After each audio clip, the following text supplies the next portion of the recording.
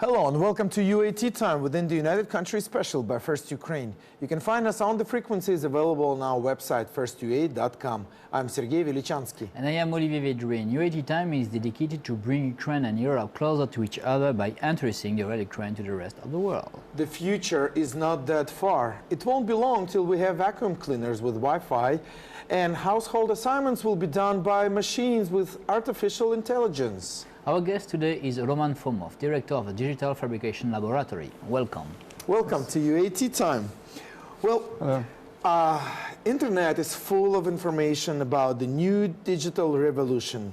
It's coming. Actually, there is a good phrase that I found that digital fabrication will allow individuals to design and produce tangible objects on demand, wherever and whenever they need them. Widespread access to these technologies will change traditional models of business, aid, and education. What are we talking about? Yep. Yes, first of all, thank you for having me. And yes, it's really going on right now. It's the fabrication revolution. We don't see it yet, but it's a global trend which is unstoppable now. So what's the fabrication revolution? It's a trend of going from mass production to individual production. Now, most of the things that we use in our daily lives are made by huge, big companies, usually, yes, in huge bulks. Mm-hmm. A lot of things are made, but we will have the situation in not the distant future when you will actually produce most of the things you need at home in a daily life, like by yourself. So it will be like it's now with music and movies. Most of the time you just download it from the internet. Yes. So it seems like if I need a basket or a shovel, yeah, I can just go to the garage and just. Precisely. Yes. You'll have you can see this happening right now actually with 3D printers, with the plastic mm-hmm. yet for now, because 7 years ago, 3D printers were something new and exciting, and you could hear about them from I don't know, news and all that. And right now you can buy one for as much as $200. It's simple. It's not. You wouldn't actually print a car on it, but you can simple plastic toys, plastic things, plastic appliances. You can do that already at your home. I think we can see some examples, right? With the 3D printers, yeah, right? Yeah. Right now? Yeah, we can see. Okay. We have the video. The video we video, have, and actually, as we watch it, we can kind of. Get a little bit of understanding what is happening. Yes, yes. So this is actually footage from the lab I'm actually running right now. Okay. It's first Fab Lab in Ukraine. And Fab Lab is a universal prototyping workshop where you can do almost all those things. We have 3D printers, but not only 3D printers. We can make things from plastic, plywood, metal. We have machines that do that. So basically, you just have to model it, and then machines do it for you. You don't do anything by hand, almost. So this is the 3D printer right now you've seen printing a simple toy. We see that it's producing toys, right? Mm-hmm. Pretty much it's like an entertainment attraction kind of a thing. Because what we've seen was actually the cheapest printer available right now. I think it's RepRap. Okay. As far as I remember, and it's a robot. Yeah. That is what we can make in a Fab Lab. So yeah, back to the 3D printers. This one is you can print objects as large as like 10 by 10 by 10 centimeters, mm-hmm. something like that, and they're not really reliable. Okay. But yes, you can in those. What will be the future with this concept? What will be the future? What we will do? At the end, we will buy a car, we will do our own car with our own design, or yeah. Dream on. Yeah, basically like that, and it's already happening right now. Because Neil Gershenfield, the guy you mentioned, who is the creator Manchester Institute of from Technology. Manchester Institute of Technology, who is creator of these Fab Labs, the universal prototyping workshops where mm-hmm. you can do almost anything with machines. His final goal with this Fab Lab Foundation is to create a printer which would print in atoms. Yeah, and it's not, and there's nothing that theoretically can stop us from doing that. It's just a matter of time. So in the future, we'll have printers and machines that will print almost anything of almost anything, like metal, rubber. For example, I am fan of old car, and I will ask to print my old car and like old Bugatti, and I will have my old Bugatti print. Well, let me put it into the right perspective. Here's for us to understand. Neil Gershenfeld, the head of the Center for Bits and Atoms in Manchester Institute of Technology. Massachusetts, I'm sorry, yes. MIT, yeah. Yes, Massachusetts. He calls this third digital revolution. He said the first one was communication, basically the phones, right? So the second was computation, you know, laptops and computers, and the third is fabrication, making things. So imagine how widely spread the telephones are, and they have moved into mobile phones, wireless phones, and internet, and all that. Computation, where you have, you know, just little computers instead of 20 years ago, you know, the whole rooms of documents computers. and all that, yeah. Paper and documents. So, and now we're in the beginning of the fabrication. So within the next 5 to 10 years, we are probably looking at something big. He says this is like the birth of the internet, but it's literally an internet of things. Yes, he is probably the author of the concept of Internet of Things, which is actually widely known right now. So let me explain it a bit. The good example is the computational revolution, because first computers, as we know them now, appeared in 1940s. The military used them. British military had a huge computer which was calculating the trajectories of ballistic missiles for the Navy. And it was like a whole building with a whole staff watching after it to make it work. And at the time, people couldn't even imagine that just people like us would need something like that on a daily basis. Computers were just things for geeks, for the institutions, for the military. They're just some things that can do computation. Who needs such computations in life? Nobody could even imagine that you on your table now have the computational power, probably tens of thousands of times of that first computer, and you use it every day. And you know, this has to the revolution. It's even the revolution of idea. You couldn't even imagine it, and now you have it. I remember, you know, the quotes of some, you know, famous guys in early in the middle of you know, the 20th century, saying who would need a personal computer at home. Yeah. And that was a phrase now that we, you know, 50, 60 years from that time are laughing about, because we can't even imagine life without personal computers. And the same thing is now happening with robots, basically. Yes, with this digital fabrication. You can call it robotics. It involves a lot of different aspects. The Internet of Things, the robots, the smart devices. And here's the thing, let me just add to what you're saying. It's about time for someone to say who would need a personal robot at home. Well, who would need like 3D printer at home? Why would you need a 3D printer at home that prints metal? Who needs that, right? You can go buy your car price. It's about time for someone to really... This is the future, and that's amazing, because more and more we will be self-efficient. That means we will have a communication with all the world.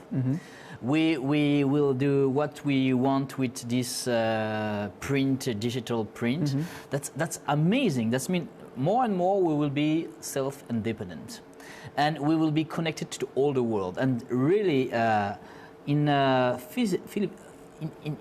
know, for the society, for our mind, it's a big revolution for the society. But the question is, again, and I can sound as a very old-fashioned guy, but why would we need that? No, it's like this. Even now we have people that don't own a car, Okay, or it's hard to imagine for somebody not to own a phone, a mobile phone, but still not many, have iPhones, and with the like owning notebooks as well, people still, there are people this and that. What I'm saying is that if we can, look into maybe 5 or 10 years from now, what can we see? What will probably be? I think we will have we talk about the concept of the connecting people, connecting man, self-connecting man. Self-connecting? That's mean everybody will be connected with internet and with all the world, and that's mean very interesting. This is not, you cannot do a parallelism between to have a car and to have a computer, because now you can use metro, plan, and train, and now more and more people use a plane, more and more people can use train. And the revolution in transport is also a revolution. 20 years ago, not a lot of people used the plane, and now everybody uses the plane. And this is the same way. That means tomorrow, with all those new technology, everybody will be self-efficient and connected with all the world, and that's really globalization. My that's friend, let me, just make sure I got you right, because I want to put this as a quote: self-connecting, man. Yeah. Because we're not talking about right now about the origin of internet. It's already been originated. We're talking about fabrication now. No, but that's in the way. Yeah, that's in the way. That's a bit different topic. I think, well, it will lead to the situation where you wouldn't actually need plane so much, because, well, if you want a thing, you download the thing. If you want something, you establish connection with people through the internet. And yes, well, it may lead to people not going out at all. Oh, well, now work from home. And now with the Google service of, traveling into world famous museums, just by going on the internet and downloading it and walking through the museums, sitting at home, who would need an airplane? No, come on, everybody. I have a question, because you are like a young genius of computer. He used to call me that, but now. And come on, I want to know why you choose to do your business in Ukraine. Well, that's a good question. Actually, I was living abroad for around 6 years now, and I came back just in August. I came back to Ukraine, and well, I was watching closely all the things that since the beginning of Maidan, since 30th of November, I was watching closely the Ukrainian news. Before that, I wasn't. I got out of touch with Ukraine, to be honest. I loved it still, but got a bit out of touch because we had President Yanukovych, and I just couldn't get watching anything on TV because it was just shame. And well, when it all started, I was watching it closely, and I remember everything. I watched it like all the time. I had news on my laptop all the time, news from Ukraine. And I watched it, and I've seen people people actually believed in themselves. There was the biggest revolution was in mind. People finally understood that there's enough people in Ukraine who really want the same, who really want these things. And after that, when people actually just knowingly went and literally died for this idea, of just having a normal, good country without all these things we had. And now I feel like I was far away at the time, and I was watching it mostly on television. I was at Maidan, but it was a couple of days. So I feel like I owe them, actually, because they died for the same idea that I support as well. And that's why I want to do as much as I can in my field. Well, this engineering and this development and digital fabrication, as much as I can do to put Ukraine on a map. Because I feel like I owe people who are now lying underground. That's my motto. That's why I came back. Okay. Actually, that's what I'm trying to do right now. Actually, it is interesting because yeah. Can I add one point, just one point? Why am I doing this thing? Why am I doing Yeah. Fab Labs? Why I became and joined That was my next question. That's yeah. all right. Yeah. the ISO lab, the first Fab Lab and only for now official Fab Lab in Ukraine. It's because I see a big potential in that. Why? Because That was my next question. Yes, I can read minds a bit. I have the thing device. is, it's a, yeah. Well, here's the thing. It's a dialogue. We need to Yeah. Okay. Then do our what- job asking you questions. But before we do that, if you have a feedback or an idea about the topic, find us on the Facebook, facebook.com/UAT time, and tell us what you think.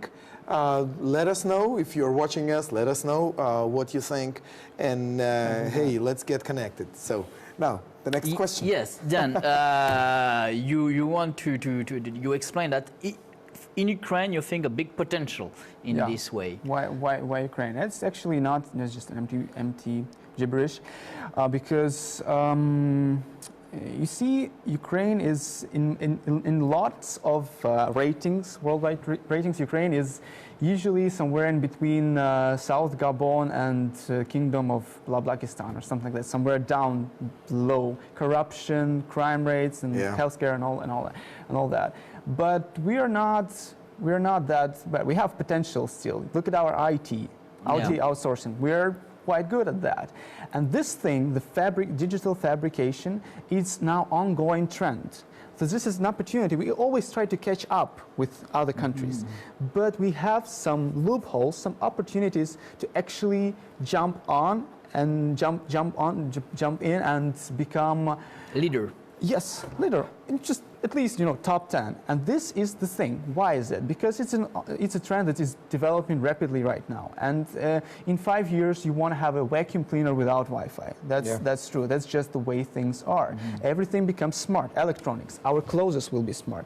Everything around us will be smart. We'll have electronics in it. So Connecting man. developing robotics now in Ukraine, if we take it seriously, and if we start teaching kids robotics, which is easy right now, by the way, because we have all those 3D printers and laser cutters and all that, machines and programmable electronics available now for kids. It's cheap and it's reliable, and you can start teach kids from kindergarten to program simple robots right now. It is possible. So if we take it seriously, we can jump in on this trend. Okay, but now in the States there is a Silicon Valley, supposedly the leader, right, who sets the trends. What about Ukraine? Like in Russia, there should have been Skolkovo. Yes, but Skolkovo is It not never a success. worked? It's not a success. Yeah, it never, Yeah, never no. worked. No, you can't say that. They are pretty good. They're doing Okay. pretty good right now. I can tell. Now?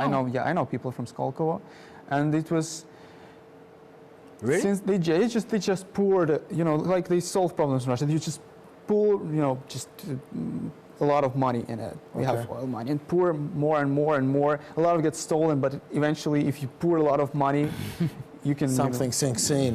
Yeah, something. Into and the soil. that would happen. They poured billions of oil dollars there, and something really, they actually built something, established something, and it works for now.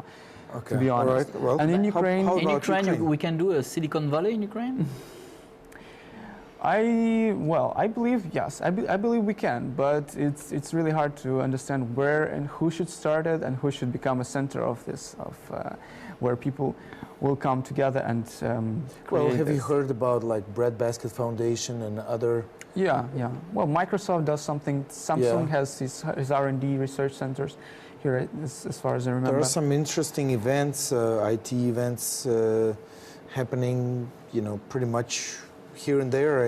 Yeah, but those are mostly small conventions. But yeah, there are a lot of there are a lot of. It might be a surprise for many people, but there are a lot of interesting people in Ukraine. A lot of high tech, not corporations, but groups. But of a lot people of who do- Ukrainian engineer and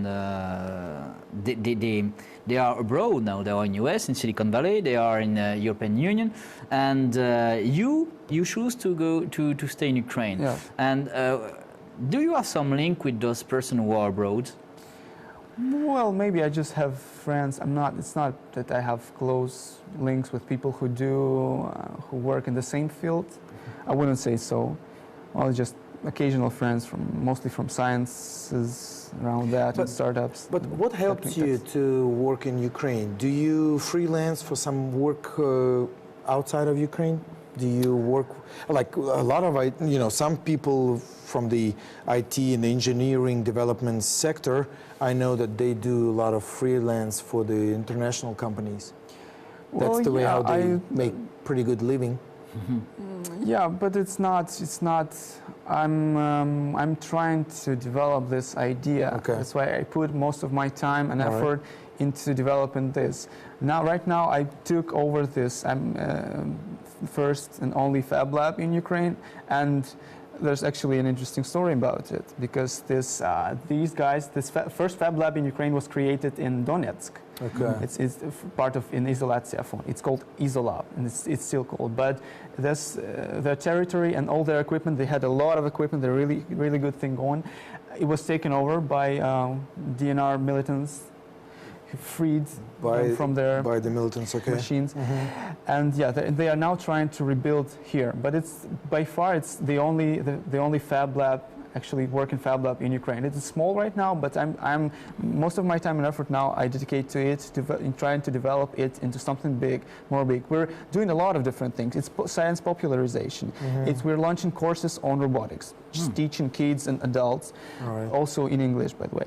And we're doing small workshops just to show people what this technology is capable of doing. And we're also doing a lot of. We're looking for a lot of technically complicated projects, machinery, robots, something like that, to make for people in arts or in business as well.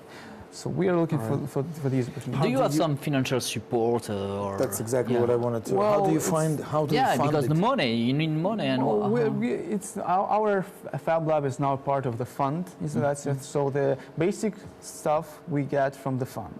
Okay. But we are also trying to earn money, and this is actually a good thing for any Fab Lab. When you have to sustain, because there are over 400 Fab Labs in the world, and I can tell you that I've been to a few of them, and most of them, they don't reach into the community because they get all the money. They have a host organization, get all the money, they get all supplies, and they don't have even to reach to the community. They have 20 regular people coming in, coming out. Okay. And I want to show that this Fab Lab can solve problems in any area, agriculture, art, whatever. You need a thing, you have an idea. You can come to our Fab Lab and we can make it. In sometimes in hours, in terms of hours. And what is the opinion of the Ukrainian university about this concept of Fab Lab? Ukrainian university? Yeah. Well, because we talk about MIT, and this concept comes from the MIT, but in Ukraine, when you talk with some person of universities, what they think about that? They want to do the same. What they think about that? Have you got connections with similar, maybe KPI or some others? Yes. In KPI, there are guys who run a Lampa electronic laboratory. They do only electronics, and they are not really big, but they They have a lot of different stuff to choose from. They provide really nice, interesting courses. Well, they're kind of small. They don't have any other equipment besides electronics. They do just electronics. And yes, of course, they think it's cool, and we're actually inviting them to our to make events or courses in our Fab Lab. Because I think that would be interesting to do some link with some universities. I always go around. I met most of people. That's good because networking it's the only thing I guess at this time community to pull this together. So if you want to find us on the internet, I want to remind you that facebook.com/UATtime, that's our website. So please let us know what you think. Find us, and tell us what if you have some ideas, proposal, you're welcome. So thank you very much for what you do and for coming. Thank you very much. It's been very, very interesting.